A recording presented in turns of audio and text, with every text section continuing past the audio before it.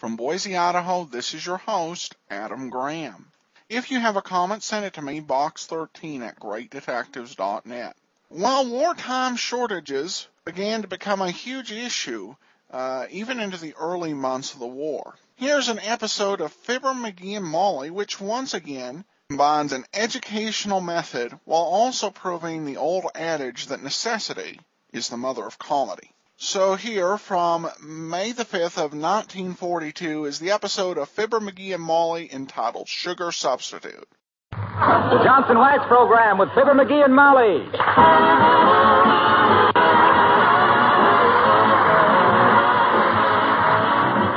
The makers of Johnson's Wax.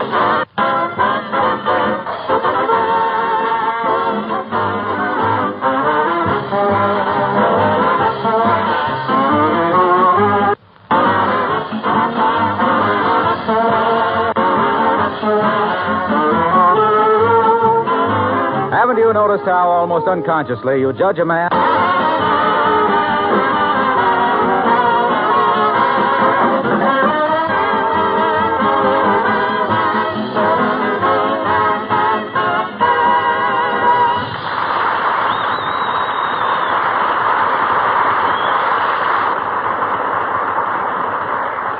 The government tells us there's going to be enough sugar to go around if we don't go around too fast. So solid Citizen McGee, whose cocoa has taken more than one lump in the past, is determined to find a chemical substitute for sugar. And here in the living room at 79 Wistful Vista, busy with important experiments, we find Fibber McGee and Molly.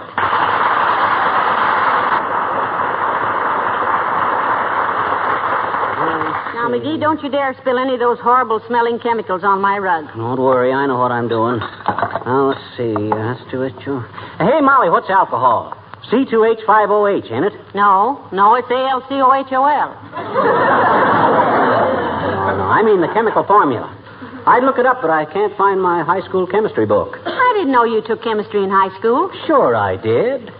Don't you remember how I used to have to take ferns apart and gave the different names to different leaves and trees and stuff? No, that was botany. It was? Sure. And apparently it didn't teach you much. You still bark up the wrong trees. Well, I ought to know somebody that knows about alcohol. There's Uncle Dennis. He knows. He don't know what it is. He only knows what it does. Well, what's alcohol got to do with it anyway? I thought you were trying to find a substitute for sugar. I am, and I'll bet I find it, too. Do you realize that 2/3 of our sugar has been imported? And that we got about 1/7 of it from the Philippines alone? And now we're not getting any from there. I know. You read me the government booklet all through Lum and Abner last night. Well, it's important. You realize that we've had to divert our shipping, which ordinarily brings us sugar, to take food and equipment to Iceland and Australia? Heavenly days, McGee. You've told me those things 12 times. I believe you. Yeah, I'm going along with it. I can get along with less sugar. Now stop selling me on the idea and go make some more funny smells in that Louis Pasteur laboratory of yours. I resent your scoffing attitude toward my experiments, Mrs. McGee. You see, what I'm working on now is how to convert alcohol into sugar. I know they make alcohol out of sugar, so I'm reversing the process. Simple, huh? Well, it's too simple. Use a lot of sugar to make alcohol so you can turn it back into sugar. Yeah. That's silly, dearie. Shucks, I never thought of it that way. Now, forget the alcohol. Now, let me see. If I precipitate muriatic acid into a saturated solution of carbohydrates with an infusion of sodium chloride, I might have something. You would. You'd have the whole house to yourself. Say, incidentally, dearie, I made a discovery in the mail this morning. Did you make a bet on the Kentucky Derby? Who, me? Not Lord Beaverbrook. Did you? Well, you see, Molly, me being a sportsman and interested in improving the breed of horse flesh, I like to support any worthy occasion that would... Did you bet on the Kentucky Derby? Well, if I'd have won, I'd have put all the dough in war bonds. You know that. How'd you know I bet? Well, I opened one of your letters by mistake this morning. It was from a bookie. Oh. You owe him $4. Oh, yeah. Well, I'll drop around there next week. What horse did you have? I tore up the ticket. It was on a nag named Shutout. What? But Shutout won, McGee. Sure he did, but I didn't have him to win. I only had him to place and show. Oh. Hey, we got got any oil at Wintergreen? I want to mix up some of this. Come in. Hello there, kids. Say, can you... Johnny, are you experimenting again? Last week it was cleaning a straw hat, and now... I'm working on something for the government now, old-timer. Mighty successful, too, Johnny. Worst poison gas ever smelt. Now, it isn't poison gas, Mr. Oldtimer. It's supposed to be a substitute for sugar. And if it works, I might get a congressional medal. You might even get the Distinguished Flying Cross, Johnny. Oh, no. Only aviators get that. I know, daughter, but 2 sniffs of this stuff and you'll get your wings all right. The trouble with you and a lot of other people, old-timer, is you haven't got any vision. Oh, I have, too. Cutest little vision in town. She works over at the fish market as a cashier. Baby can see jitterbug. Took her out to dance last night, and you know what happened? What? If you find out, tell me, daughter. We was jitterbugging, and she kicked me in the head, and I was out for 3 hours. What a kid. What's her name? Olga. Russian? Is she? All the time. That's pretty good, old-timer, but that ain't the way... Hey, there's something wrong here. I didn't, well... You started it, you finish it. Okay. That ain't the way I heard it. The way I heard it, one feller says to the other feller, say, You know what the Italian people said when Mussolini asked if they wanted to go on with the war? No, says t'other feller. That's right, says the first feller. Hey, Johnny, I'll give you a tip about them chemical formulas. Oh, good. Somebody ought to tell him something. Well, look, if the going gets too tough for you, you might try monoacetazoacid acid.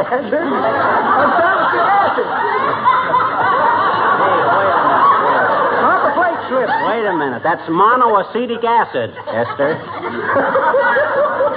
That sounds important. What is it? Aspirin.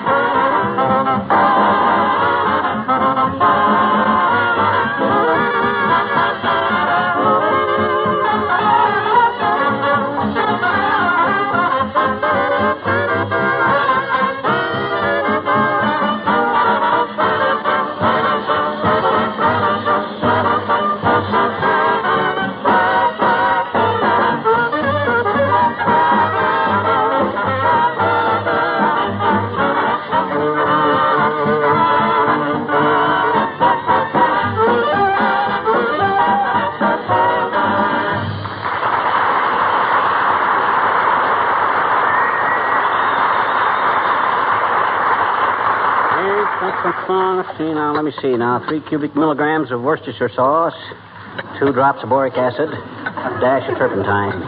That ought to get me 6 spoons. Well, Aerosmith, what have you discovered? Aside from the fact that 2 evil-smelling concoctions mixed together smell worse. Okay, deride.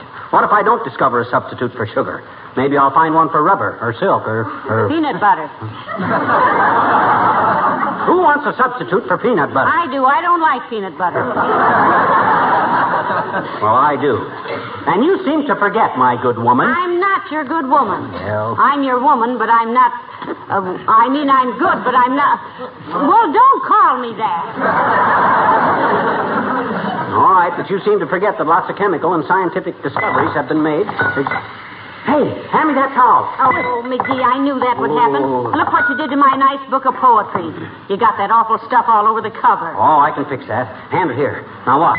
Oh, McGee, you're making it worse. Wipe it off. Hurry. Why, that's funny. It should have worked. Why, what was it? Strong solution of tannic acid. Well, what was it supposed to do? Well, who wrote that book of poetry? Burn. Well, that's what tannic acid is for. Oh. You see, Molly, in chemistry, you got to learn to think quick, or else... Come in. Oh, Mayor Latrivia, come right in. Good day, Mrs. McGee. Hello, McGee. What on earth are you doing? Oh, who, me? Oh, I'm working on a chemical project for the government, Latrivia. It's a secret. Nothing that smells like that can be kept a secret very long, Well, we can tell you, Mr. Mayor. He's trying to find a substitute for sugar. And all I got so far is a substitute for fresh air. But I can do it. It was about the sugar that I wanted to see you, Mrs. McGee. Did you register for the rationing board? Oh, I did. First thing yesterday morning at the schoolhouse, Mr. Mayor. Splendid. As mayor, I'm glad to see that you're cooperating in this sugar business. It's the only fair way to handle what sugar there is. Sure. Now, see. Certainly. This way, the government makes sure that everyone, regardless of how much or how little money he makes, or whatever he does and wherever he is, will get his fair share of sugar. That's right. And when 132 million people register, it will be the greatest registration job ever tackled. But I know that every American citizen will be more than willing to do it. Pipe down a minute. How can I concentrate with you two gabbing away like that? Oh, I'm sorry, McGee. I forgot, didn't you, Mrs. McGee? Yes. I keep forgetting what important work McGee is doing. For the government? No, for McGee. You see, if he wasn't doing this, he'd have lost 40 cents by now playing Kelly Pool at the Elks. Well, I'd better be going now. I just wanted to be sure that you... Hey, look out! Watch where you're going! Oh, get that towel again, McGee. You spilled something all over the mayor's trouser legs. Oh, here, let me dry them off. My goodness, I'm sorry to have jarred your elbow, McGee. Very clumsy of me. Oh, I should have been watching, Latrivia. You better wipe that stuff off of there quick. Why, McGee? What is it? It was a bottle. No! I'm burning! Just a little nitric acid. Heavenly days. Look at the mayor's trousers. Yes, just look at them. Now I have a victory suit. What you mean? Look, no cops. My goodness, it's spreading. Victory suit is right. You better get home before you have just a birthday suit.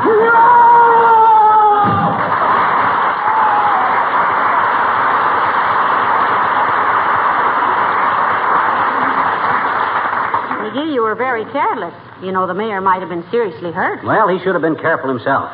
I don't go messing around his office and then squawk if I get trampled on by a fat alderman, do I? Now, help me pick up them bottles, will you? All right. I'll see. Well, hello there, folks. Oh, hello, Mr. Wilcox. Say, haven't you got that straw hat clean yet? I'm not cleaning a hat. I'm working out a substitute for sugar. Why? What do you mean, why? The country's going to be short of sugar, ain't it? Oh, there'll be enough sugar, Fibber. Only everybody has to cooperate. Well, just the same, I'm going ahead with my work. Who knows that I might discover something that'll be valuable. You realize that Hitler has got substitutes for almost everything? Yes. And do you realize that one of these days they'll need a substitute for Hitler?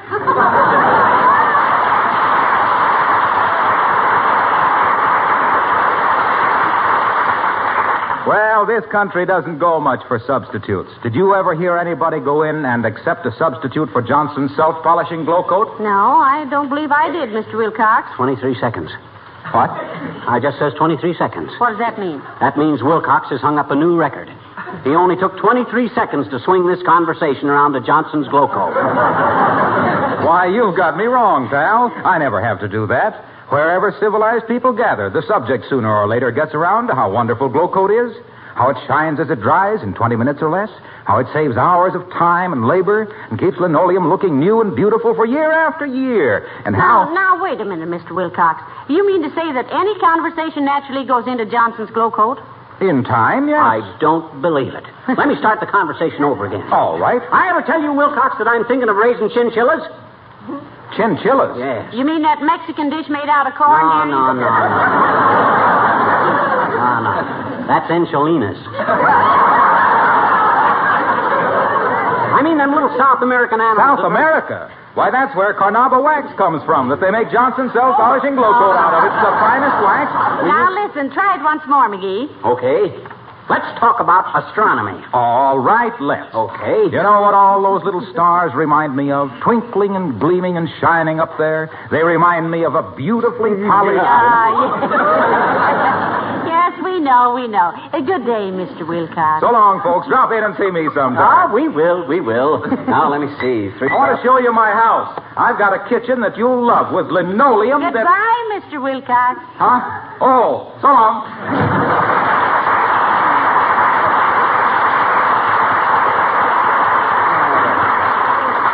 I feel sorry for him. He always says, hey, I got it.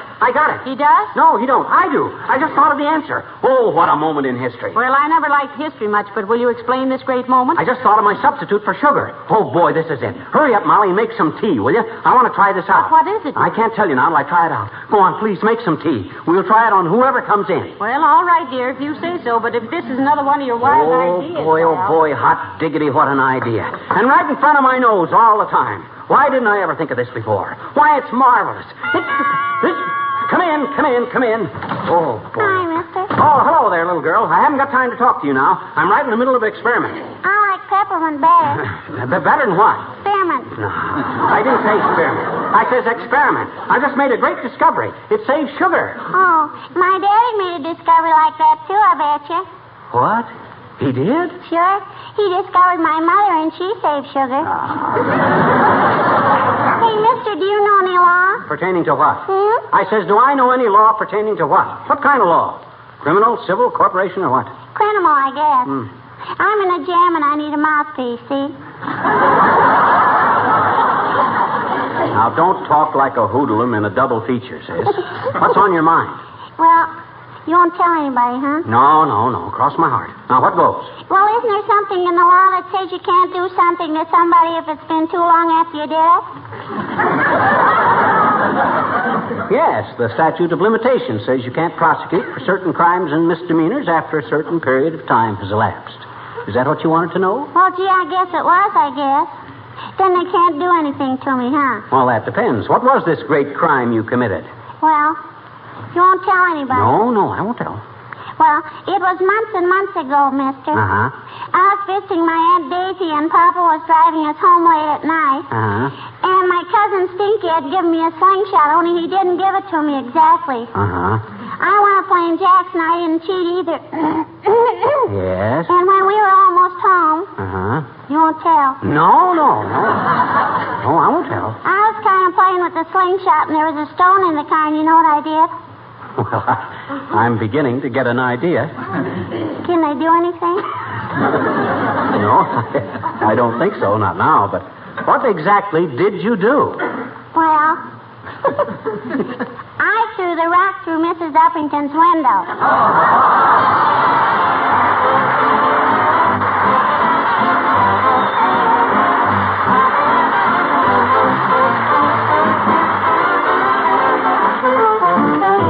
The King's Men sing Ken Darby's Open Your Heart and Say Ah. Where's it going to get you with love playing hard to get? Where's it going to get you with me? Where's it going to get you with anyone? You'll be sorry. You'll never get no place to shaking your head.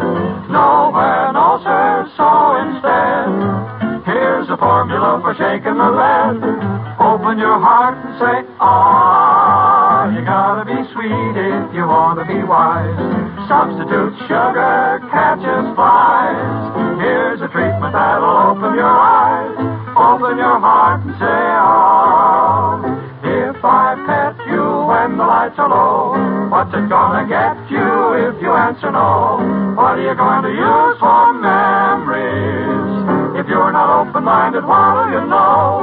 You're gonna get kisses, you're gonna get love, more than your share, baby, of. What you're hoping if you'll open your heart, open wide, so I can hear it saying,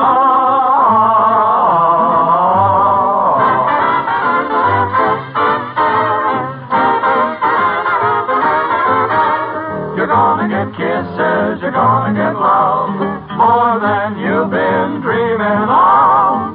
So now you better start to open your heart. Open wide, so I can hear it saying, ah.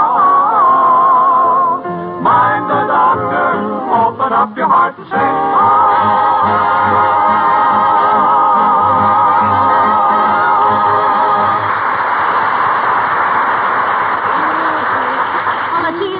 McGee, do you want some? No, the experiment wouldn't work on me. I know the answer. We'll have to wait till some human guinea pig comes in that I can try it out on. Well, it'll be better to wait a minute anyway and let the tea gain a little confidence. Now, just what is this great sugar substitute of yours? I can't divulge it, Molly, but I'm telling you, it's the greatest idea since button shoes. All it is... Let me peek now. It's Abigail Uppington, dear. Oh, great.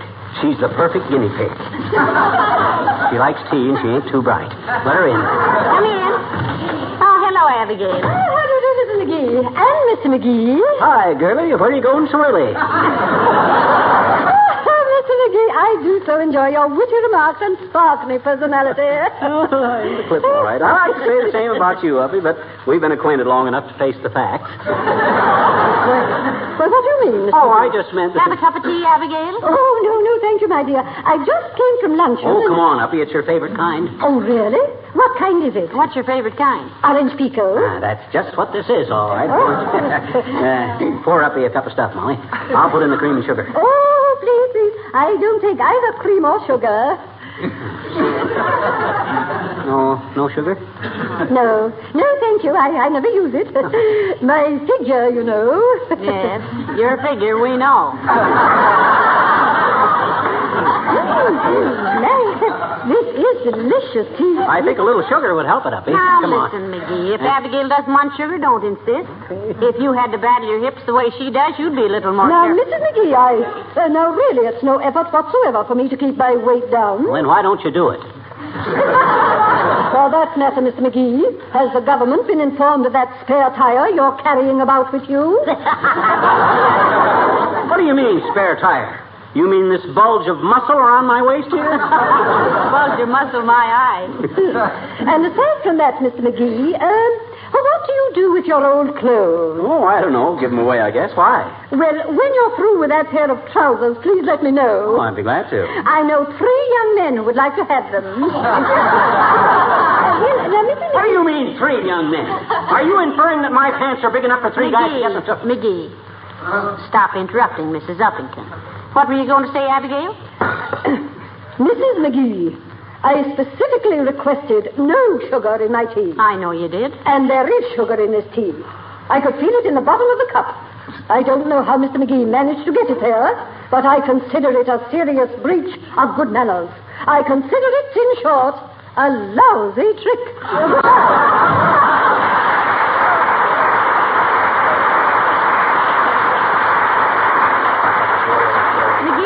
She's the only woman I know who can use that word as if Emily Post approved of it. How did you get that sugar in there? There wasn't any sugar in it. I used my substitute. Well, heavenly days, maybe you have got something after all. You betcha. You certainly fooled her. What did you use? Well, sir... Wait a minute now. Huh? McGee, did you leave a leaky bottle of something on the table when you were experimenting? No, why? Well, I thought I heard a little drip. Oh, you did. Wimple just come up on the porch. When he comes in, offer him a cup of tea, too, and I'll give my substitute another all test. Right. Oh, look at the poor fella. He's all bandaged up. Oh, well, we better not comment. He might get... Come in. Hello, Mrs. McGee. Hello, Mr. McGee. Hi, Wimple, old man. How's everything? Oh, healing up just fine, Mr. McGee. Will you have a cup of tea, Mr. Wimple? It's just fresh. Thank you, Mrs. McGee. I think I will. I just love tea, though Sweetie Face prefers coffee, so we never have tea. Cream, Mr. Wimple? No, thank you. How much sugar, Wimp? 1 lump, please. There you are, my boy, and drink hearty. I used to always take 2 lumps, but now I just use 1 and stir like the very Dickens. If you'll pardon the profanity, Mrs. McGee. Oh, that's all right, Mr. Wimple. Is your tea sweet enough for you? Oh, it's just fine, Mrs. McGee. It's simply delicious. My, I wish Sweetie Face was as good a cook as you. Oh, go on. Is Sweetie Face sort of a stoop with a stove, Wimp? Indeed she is, Mr. McGee. Though she made some biscuits yesterday that were knockouts. Oh, she did she? Yes. She hit me with one of them, and I was knocked out for 20 minutes. You should have got right up and hung one on her beezer, Wimp. Oh, I know, Mr. McGee, but somehow I just can't hit a woman. Well, good for you, Mr. Wimple. The sentiment does you credit. It isn't sentiment, Mrs. McGee.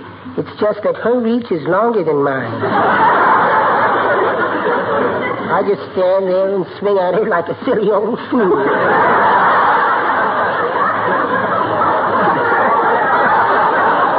Well, I don't wish her any bad luck, Wimp, but I hope you connect one of these days. I think it would do her good. Think it would do her good? My goodness, what do you think it would do for me? Well, thank you for the tea. It was just delicious. Well, come again soon, Mr. Wimple. Hey, Wimp, before you go, I don't like to get personal, but how come all the bandages and court plaster and stuff?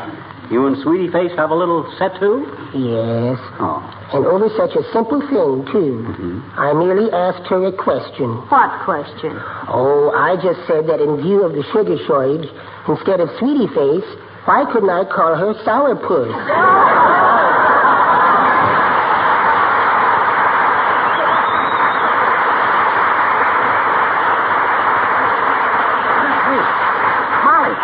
It works. I really got something. But McGee, he asked for sugar. Sure he did, but he didn't get any, and he was satisfied, wasn't he? You saw him stirring it up, didn't you? But what did you do, dearie? Like most great inventions, Molly, it's really very simple. Look at the bottom of the cups. Oh, what'd you do? I just roughened up the bottom of the cups. You see, when you stir your coffee or tea, the spoon scrapes on it, and it feels just like sugar. Now, hide them cups so I can write a letter to Leon Henderson. Here, tell him I want to save the...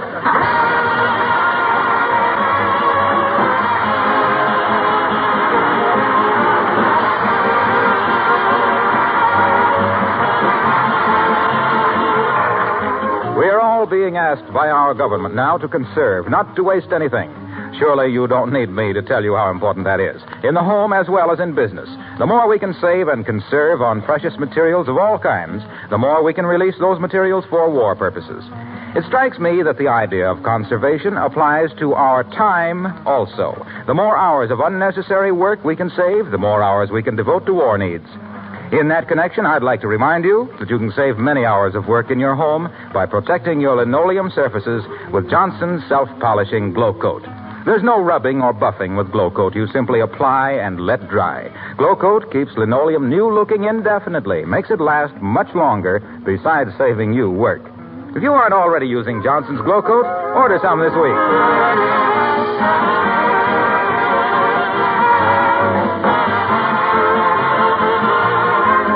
Ladies and gentlemen, if you haven't already registered for sugar rationing, may we urge you to do so within the next 2 days. Cooperation with the authorities in this matter is as vital to our war effort as almost anything you can do. Your local newspaper will tell you the exact place of registration in your neighborhood. Though in Canada, a different system is in effect. Remember now that every pound of sugar we don't use means so much more ammunition for our soldiers, as it takes 1/5 of an acre of sugar cane to fire a big gun just once. So, let's raise cane where it counts. Good night. Good night, all.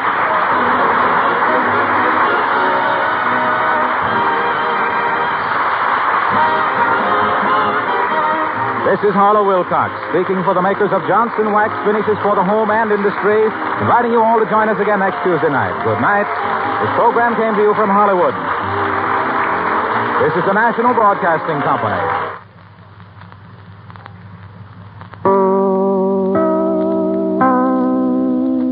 That will do it for today. If you have a comment, email me, box13@greatdetectives.net. I welcome your story or that of loved ones who served during World War II. Ken Curlin provides our opening theme music, KenCurlin.com. I am your host, Adam Graham. This series is provided as a service of the Great Detectives of Old Time Radio, greatdetectives.net.